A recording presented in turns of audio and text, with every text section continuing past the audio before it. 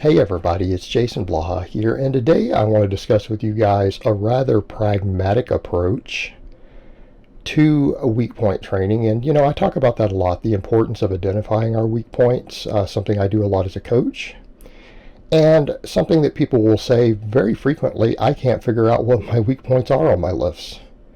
I cannot figure out what my weak points are. What in the heck do I do? What do I put in my weak point slots? Right? What do I plug in for accessory work? And here's what I would say.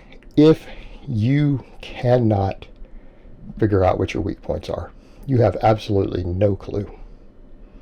And you're doing primary training programming, right, for your big lifts.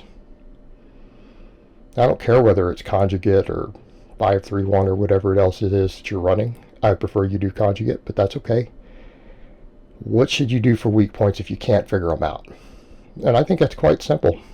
Focus on things like your traps and upper back, your triceps, and your hamstrings. Okay? Because if you're not experienced enough to identify your weak points, you can't figure them out, you can't afford coaching, there's a pretty good chance that those three things are among your weak points, right? Just statistically speaking, they're among the weak points. And there's going to be a couple of reasons why. Number one, they're go muscles, not show muscles. Most people who have coached themselves from day one, whether they're conscious of it or not, put an extra focus on the muscles they can see in the mirror. What does that mean? Pecs, biceps, quads, abs, right? Maybe your front side delts. That's where your focus tends to be. We can see those muscles. And so guys who are quote unquote chasing aesthetics, unless they're a serious competitor, most guys who are chasing aesthetics, they only have that aesthetic look from the front because they hyper focus on the show muscles. They hyper focus on the show muscles. And I'm not saying pecs and quads won't affect your strength. They absolutely will. They're rarely neglected, right? These are rarely muscles that are neglected. Biceps as well. And so for the majority of less experienced lifters, I almost guarantee you're quad dominant. I get clients who come to me who've already built a base. They're squatting 225 for reps and things like that. They're very quad dominant. In fact, I did a consultation with a guy the other day who just needed help with his programming. Guy had well over a 400-pound squat, very quad dominant. You could tell the way he even did box squats. He's quad dominant. He needs more hamstring. Needs more hip, more glute. He's quad dominant. And he was not a weak guy. We're talking about a guy who's pulling over 500, squatting over 400. Right? Doing pretty good. Drug-free guy too. He's wanting to get stronger, but he's quad dominant. You see that a lot. So when we start looking at these things, keep in mind this is really, really common. Most guys tend to be anterior dominant who haven't written their own programs. They haven't hyper-focused on the muscles on the backside of their body. And when we start looking at muscles that affect performance, let's step back and look at those. From a strength perspective and a pushing perspective, is it possible to have triceps that are too big or too strong? No. Now you guys see me clearly, I don't have that problem. One reason I do so much tricep specialization these days, I need it. They're a glaring weak link for me. You can see it visually, and we can see it in my performance. There's a reason I don't have close to a 400 bench yet. It's my triceps. They're a big factor. I'm not saying it's the only factor, it's a big one. But triceps. You can never have triceps that are too strong and too well developed. Now you could put too much focus on the wrong part of the tricep and it might not carry over to strength. Right? But it's not going to hurt you unless it forced you to neglect the rest of it. But a lateral and medial tricep, they're never going to be too well developed. In fact, mine are holding me back tremendously. You will never get weaker for having bigger triceps. And I don't care whether we're talking about bench pressing or overhead pressing. All right. About hamstrings. You know how rare it is to have someone who's posterior chain dominant? You know how insanely rare that is? It doesn't happen. And quad dominance causes injuries. Right? Being quad dominant gets you hurt when you're doing athletic activity. Lack of hamstring contributes to knee injuries. It contributes to lower back injuries, everything else in athletes. The majority of guys have neglected their hamstrings, and novice programs are largely to blame. And I'm not going to exclude myself there because I have some very, very popular novice programs. I have one that's been run by tens of thousands of people.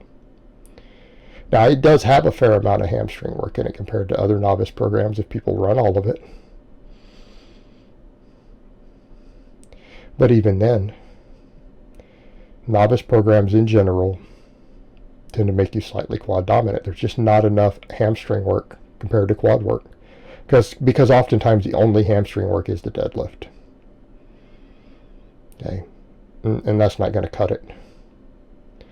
People end up with weaker hamstrings. All right, like doing tons of good mornings or direct hamstring work. I'll go so far as to say if you don't know what your weak points are, do more good mornings. Do hamstring curls if you don't have a glute ham raise. You don't have access to a glute ham device or anything like that, but you have a gym with hamstring curls. Do that. Find a way to rig up bands and do hamstring curls against bands. Find a way to hook them up. Tie bands to your rack and lay down. You can even lay on your bench if you don't want to be on the floor, and you can do hamstring curls that way. Find a way to set them up. All right? You can never have hamstrings that are too well developed. It's never going to make you weaker, and they're very likely a weak link. So I think you guys will see me doing shrugs in here. How about traps? Okay. Traps can never be too well developed. And when I say traps, I don't just mean the upper trap. I mean the whole trap.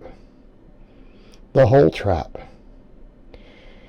And how much of our trapezius works our grip?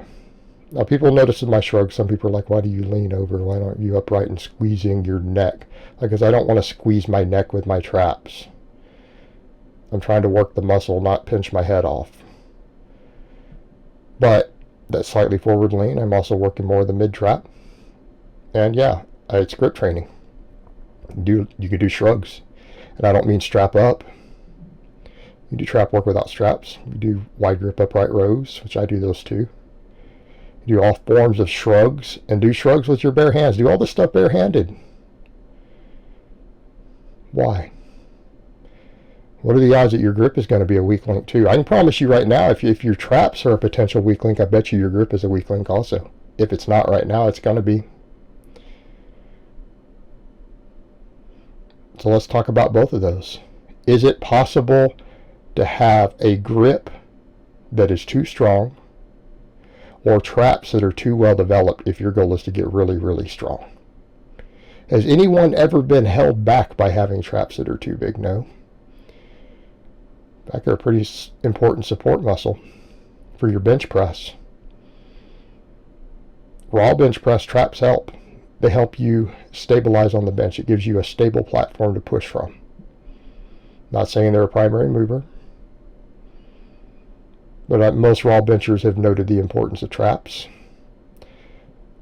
mainly for having a stable setup. They damn sure affect your deadlift, right? They help with your entire stabilization. A lot of people say, well, lats do a lot of that. They help keep you in scapular retraction. They do. But traps help a hell of a lot there. Right? They help you a hell of a lot. Those traps will carry over to your deadlifting. They'll definitely carry over to any sort of strongman stuff you want to do. We don't have to talk about just the big three. Let's talk about overhead pressing. Let's talk about cleaning. Let's talk about loaded carries.